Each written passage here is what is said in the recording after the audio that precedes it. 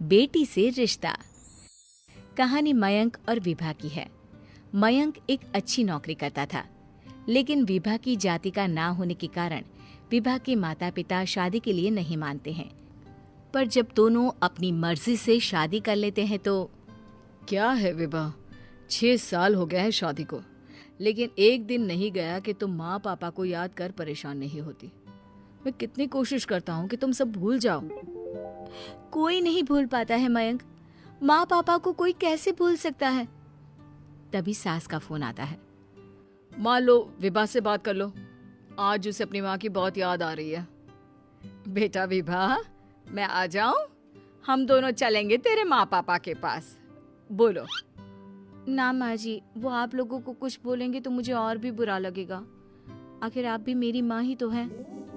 अरे सुन लेंगे ना यार, कोई बात नहीं, बोलेंगे ही ना। चलो माँ, मैं फोन रख रहा हूँ। वो क्या है ना, आज विभा को लेकर डॉक्टर के पास जाना है। बहुत दिनों से इसके सर पर लगातार दर्द हो रहा है। अरे हाँ हाँ, ले जा बेटा, सर दर्द को हल्के में नहीं लेना चाहिए। वैसे भी ना बहू सोचती बहुत है। मयंक माँ का फोन रख देता है और दोनों कार से अस्पताल जाते हैं। लेकिन जैसे ही वो लोग अस्पताल जाते हैं, विभा को स्ट्रेचर में नर्स उसकी माँ को लेकर जा रही दिखती है। मयंक, माँ, मयंक वो मेरी माँ है। इतने सालों बाद देखी भी तो इस हाल में मैं उनके पास जा रही हूँ। अरे रुको, कहीं वो लोग तुम्हें देखकर और परेशान ना हो जाए, या फिर तुम्हें कुछ बोल ना दे विभा, तुम फिर परेशान हो जाओगी। मयंक, कैसी बात कर रहे हो? वो माँ है मेरी।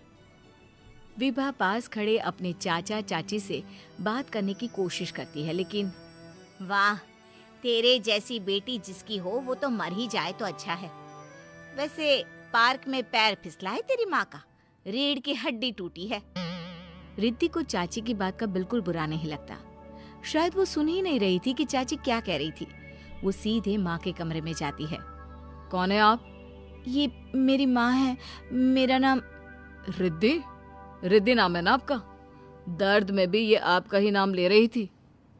हाँ, ये सुनते ही रिद्धि का कलेजा मुंह में आ जाता है।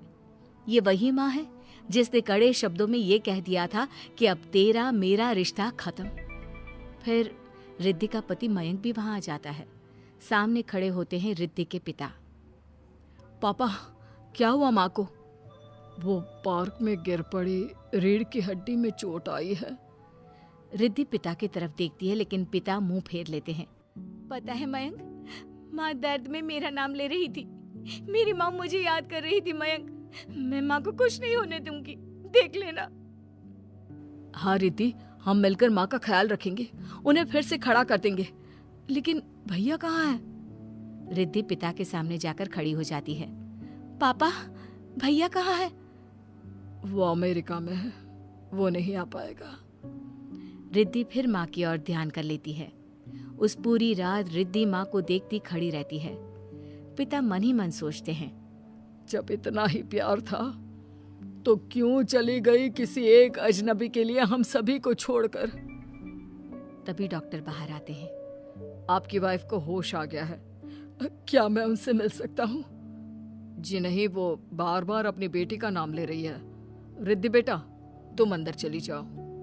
माँ रिद्धि को देखकर रोने लगती है। बेटा, माँ के गले लग जा।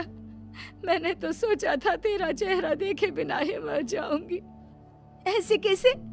भला मैं अपनी माँ को कुछ कैसे होने दे सकती हूँ? माँ उठने की कोशिश करती है, लेकिन वो उठ